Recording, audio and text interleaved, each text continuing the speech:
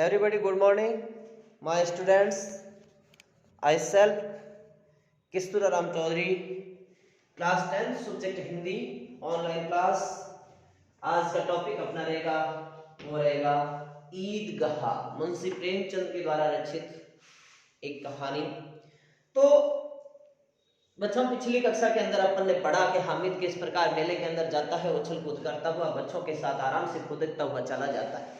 पीछे माँ सवैयां बनाने के लिए घर में कुछ नहीं होता है और ये मन में विचार करती है कि कैसी निगोड़ी ये ईद आई है, किस प्रकार व्यवस्था की जाए। अब तो कोई थोड़े बहुत तो खाने से तो हामी भरने वाले हैं नहीं, लेकिन जो ही मेले में प्रवेश करते हैं तो अलग अलग दुकानें सजी हुई नजर आती है।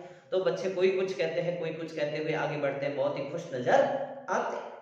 अब फिर एक बच्चा कहता है कि रात के समय में एक जिन्नात आता है, सारे खिलौने सारी मिठाइयां वगैरह खरीद कर बहुत सारे पैसे देकर वो चला जाता है, उसके पास बहुत सारे पैसे और ये दुकान वाले सब उसको दे देते हैं, उसको खुश कर ही यहाँ से भेज देते हैं, उसको कोई भी मना नहीं करता है। इससे आगे क्या होता देखिए, मोहसिन।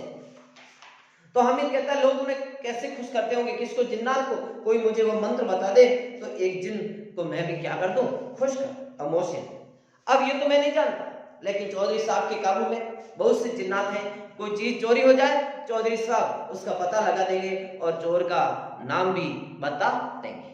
पहले प्राचीन समय में जिन्नात होते थे, कोई भी चीज यानी पैरों पे पहचान। आज भी ऐसे लोग हैं जिनको अपन पागी कहते हैं। क्या कहते हैं बच्चों? पागी कहते हैं। और तो ऐसे बाबूजी के पास बहुत सारे जिन्नात हैं, जो कोई भी चीज चोरी हो जाए तो भी चौधरी साहब क्या कर लेते हैं, पता लगा लेते हैं और उसी के साथ साथ चोर का नाम भी बता देते हैं। जुमराती का बछवा एक दिन खो गया था। अब जुमराती का एक बछड़ा गाय का वो क्या हो गया, खो गया था, गुम हो गया था। 30 दिन हैरान हुए, घूमे फिरे, लेकिन वो बछड़ा मिला नहीं था। तब झक मार कर किसके पास आ गए, चौधरी के पास। चौधरी ने तुरंत बता दिया मवेशी खाने में है और वही मिला। जिन्नात आकर उन्हें सारे जहान की खबरें दे जाता है और जिन्नात रात के समय में सपने में आता है, चौधरी साहब को सब बता जाता है, कौन सी वस्तु कहां पर है, सबके बारे में। और चौधरी साहब ने फटाक से बता दिया कि उस मवेशी खाने में वो बछड़ा बैठा है, आप जाकर उससे ले आए। अब उसकी समझ में आ गया कि चौधरी के पास क्यों इतना धन है और क्यों उनका इतना सम्मान है। क्यों? क्योंकि जन्नात उसके पास आते हैं, सब कुछ उसको बता देते हैं और जन्नात जो भी पैसे वगैरह होते हैं वो सब चौधरी साहब को दे देते हैं, इसीलिए वो खुश और लोग उसका सम्मान करते हैं। आगे चल, ये क्या है, पुलिस लाइन। ये सब कांस्टेबल क्वाइट करते हैं, रिटर्न फाइव को रात को बेचारे घूम घूम कर पहरा देते हैं, नहीं चोरियां हो जाए, कहीं मोहल्ले के अंदर चोरी ना हो जाए, इसलिए हैंड कांस्टेबल वगैरह सब यहाँ पे ड्यूटी पहरा देते हैं, ड्यूटी करते हैं चोरी के डर से। किसके डर से? चोरी से, ताकि अपन आराम से अपने घर के अंदर सोए। मोहसिन ने प्रतिवाद किया, यानी वापस उत्तर दिया कि ये कांस्टेबल पहरा देते हैं, गश्त लगाते हैं, तभी तुम बहुत जानते हो अजी हजरत यही चोरी कराते हैं, शहर के जितने चोर डाकू है सब इनसे मिलते रहते हैं, जैसे अपन भी मानते हैं ना पुलिस वालों से, सब कोई भी छुपाएगा नहीं। तो उसने कहा कि ये जो चोरी वगैरह चोर करते हैं ना वो सब इनसे मिले हुए होते हैं। रात को ये लोग चोरों से तो कहते हैं चोरी करो और आप दूसरे मोहल्ले में जाकर जागते रहो पुकारते हैं और रात के समय रात जो ही होती है तो चोरों को वो कहते थे आप चोरी करो दूसरे मोहल्ले में जाकर जहां पे हम नहीं रहते, और जिस मोहल्ले के अंदर हम जाते हैं वहां पे आराम से जाकर जागते रहो पुकारते रहते हैं। जब इन लोगों के पास इतने रुपए आते हैं तभी तो पैसे। मेरे मामू एक थाने में क्या है, कांस्टेबल है, 20 रुपए महीना पाते हैं। महीने की तनख्वाह कितनी है? 20 रुपए, लेकिन 50 रुपए घर भेजते हैं। लेकिन घर कितने पे? 50 रुपए, तो कुछ तो खर्चा उनका भी है। 20 रुपए में क्या हो, तो काया 50 रुपए घर भेजते तो इतना थोड़ी और भी है। यानी सब कहने का मतलब भ्रष्टाचारी बहुत है, रिश्वतखोरी वगैरह घूसखोरी सब है। अल्लाह कसम, मैंने एक बार पूछा था कि मामू आप इतने रुपए कहां से पाते हैं? हंसकर कहने लगे बेटा अल्लाह देता है। कौन देता है? अल्लाह देता है। फिर आप ही बोले हम लोग चाहे तो एक दिन में लाखों मार लाए, यदि हम चाहे ना तो एक दिन में लाखों रुपए इकट्ठा कर लेते हैं। हम तो इतना ही लेते हैं जिसमें अपनी बदनामी न हो और नौकरी न चली जाए, हम इतना ही हाथ बटाते हैं। कि जिससे हमारी नौकरी भी बची रहे और हमारी को किसी प्रकार का कोई नुकसान भी नहीं हो और हमारी इज्जत भी बनी रहे। हम इन्हें पूछा, ये लोग चोरी करवाते हैं तो कोई इन्हें पकड़ता नहीं है कि कोई लोग इनको पकड़ता नहीं है कि चोरी करवाते। चोर को भी कहते हैं कि हम आपका ध्यान रखते हैं और जैसे ही वो जागते रहो ऐसे कहते हैं, तब तक उसका मतलब समझ जाते हैं कि जागते रहो इसका मतलब यानी आप चोरी करते हो। मौत से उसकी नादान ने पर दया दिखाकर बोला, अरे पागल, इन्हें कौन पकड़ेगा, इब्लीस है, इसलिए इनको कौन पकड़ेगा। पकड़ने वाले तो ये लोग खुद ही है ना, इब्लीस वाले खुद ही पकड़ते हैं, तो इनको कौन पकड़ेगा, कोई नहीं पकड़ेगा, ये तो बस पैसे कमाने में इकट्ठे करने में लगे हैं। लेकिन अल्लाह इन्हें सजा भी खूब देता है। यानी ऐसे चोरी डकैती के पैसे लेके आते हैं ना लूट मार करके, तो वो उनके घर में रहने वाले भी नहीं, या तो घर की पत्नी है घर वाली वो बीमार पड़ेगी, या बच्चा होगा, या कोई कुछ होगा, कुछ न कुछ होता ही रहता है, उनके पैसे आगे काम आते नहीं। तो सजा कौन देगा, अल्लाह देगा। हराम का माल हराम में जाता है। थोड़े ही दिन हुए मामू के घर में आग लग गई। थोड़े दिन हुए मामू के घर में क्या होगी, आग लग गई। सारी लई पूंजी जल गई, जो भी पूंजी वगैरह धन दौलत इकट्ठा किया था, सामान लाया था घर के अंदर, वो सब का सब क्या हो गया, जलकर राख हो गया। एक बर्तन तक भी नहीं बचा। वो 50 रुपए बचाओ किस काम के, बताओ, कोई काम कैसे कमाए नहीं। क्यों, क्योंकि किसी के पेट की तो जलन हुई ना, या किसी के पेट के ऊपर तो लात हुई जबरदस्ती। उसके पास मान लो 50 रुपये अपन लेते तो उसकी जो आत्मा है वो बदुआ कितनी देती नहीं देती, तो उसके सारा सामान बर्तन वगैरह सब कुछ नष्ट हो गया।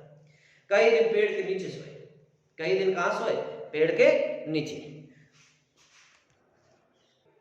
तो कई दिन वो पेड़ के नीचे सोए।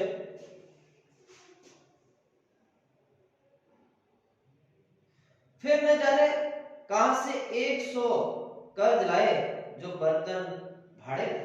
अब न जाने कहां से 100 यानी 100 रुपए और कहीं से चोरी करके ले आए, जिसके कारण वो बर्तन वगैरह भाड़े ले आए। हम ही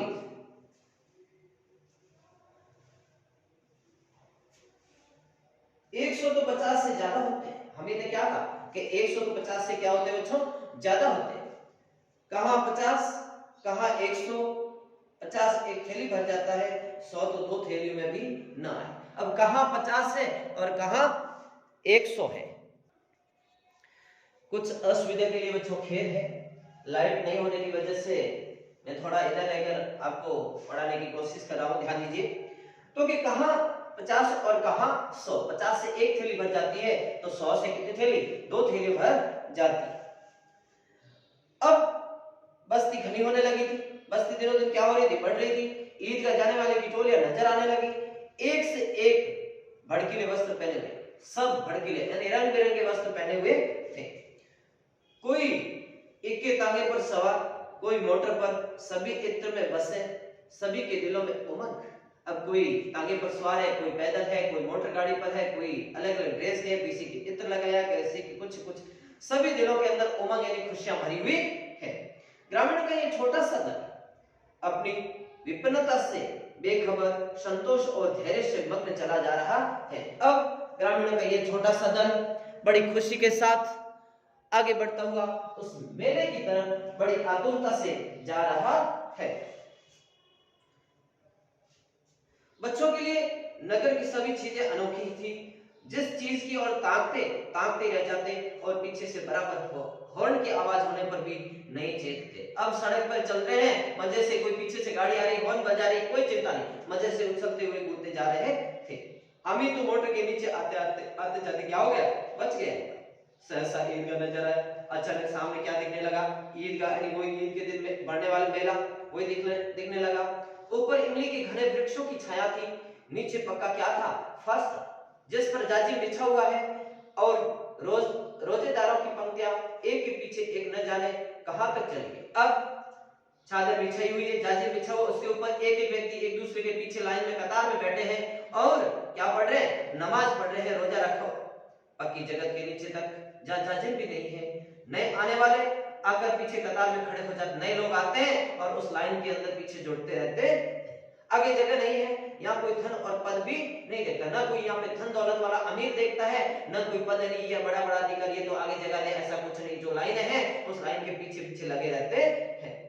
इस्लाम की निगाहें में सब बराबर है। अब इस्लाम यानी अल्लाह की नजर सबके ऊपर, भले वो धनी हो, भले अमीर हो, अधिकारी हो, चपरासी, कोई भी हो, सबके लिए वो उसकी नजरें है वो क्या है, बराबर। इन ग्रामीणों ने भी वजू किया और पिछली यानी उपवास किया, पिछली पंक्ति में खड़े हो गए। कितना सुंदर संचालन है, कितनी सुंदर वहां की व्यवस्था है। कहां, नमाज पढ़ने, यानी उसी मस्जिद के लाखों सिर एक साथ सिजदे में झुक जाते हैं। उस मस्जिद में अल्लाह को याद करने के लिए लाखों सिर एक साथ में झुक जाते हैं। फिर सब के सब एक साथ खड़े हो जाते हैं, एक साथ झुकते हैं और एक साथ घुटनों के बल क्या हो जाते हैं, वापस नमाज बैठने के लिए, अल्लाह को याद करने के लिए बैठ जाते हैं। कई बार ये क्रिया होती है जैसे बिजली की लाखों बत्तियां एक साथ प्रज्वलित हो जाती है, जल जाती है और एक साथ बुझ जाए, और यही क्रम चलता रहता है।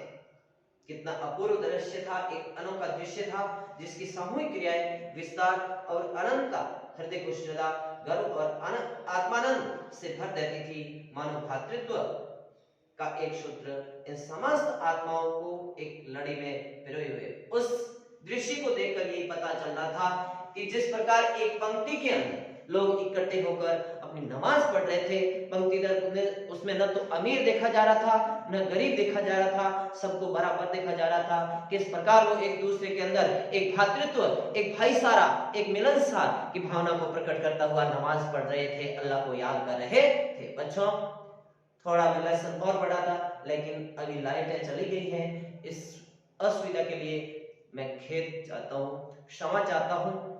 बच्चों, अगली क्लास में पढ़ेंगे, तब तक लिए मैं अपनी वाणी को ये विराम देता हूँ। धन्यवाद।